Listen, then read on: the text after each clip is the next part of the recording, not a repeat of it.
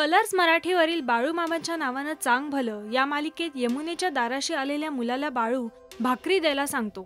तितक्यात तिथे मायप्पा येतात. ते बाळूला तिथून घेऊन जातात. त्यानंतर तात्या आणि तो मुलगाही भाकरी घेऊन तिथून निघून जातात. माधू यमुनेला तो टोप घेऊन बाहेर बोलवतो.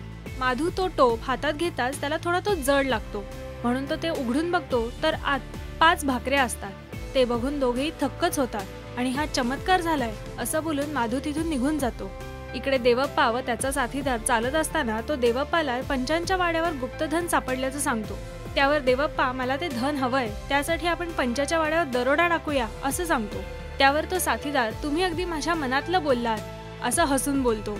आणि देवप्पा, आपण हा दरोडा घालण्याचं काम बापूला सांगूया, तो नीट करेल असं सांगतो. तितक्या तिथे तो मुलगा येतो. त्या मुलाच्या भोवती एक सोनेरी रंगाचं कवच चमकताना देवप्पाला दिसतं आणि ते बघून तो थक्कच होतो. आणि हा नक्की मुलगा कोण आहे असा प्रश्न त्याला पडतो. तेवढ्यात तिथे माधू येतो. तो त्या मुलाला आपली घोंगडी देतो आणि माझ्या घरी चल असं सांगतो. मात्र तो मुलगा काहीच बोलत नाही. मग माधू तिथून निघून जातो. इकडे सुंदरा, गंगूताई, मायप्पाची आणि बाळूची वाट बघत असतात. तितक्या तिथे बाळू, मायप्पा, भीमा सगळे येतात. तेव्हा बाळू त्या मुलाला घरी घेऊन यायला हट्ट धरतो. मात्र त्याला सगळेच जण विरोध करतात. तेव्हाच घरी गोदा येते. सुंदरा तिला त्या मुलाविषयी तुला काही कळलं का असं विचारते.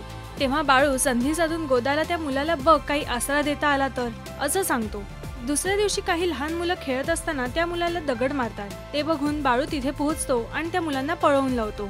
तेवढा तिथे माधू येतो आणि आदल्या रात्री झालेला चमत्कार सगळ्यांना सांगतो. नक्की तो मुलगा कोण आहे, तो काहीच का बोलत नाही, त्याच्या भोवती चमकणारं ते कवच काय होतं, या सगळ्या प्रश्नांची उत्तरं मिळवण्यासाठी पहा बाळू मामाच्या नावानं चांग भलं, सोमवार ते शनिवार संध्याकाळी 7:30 वाजता फक्त कलर्स मराठीवर.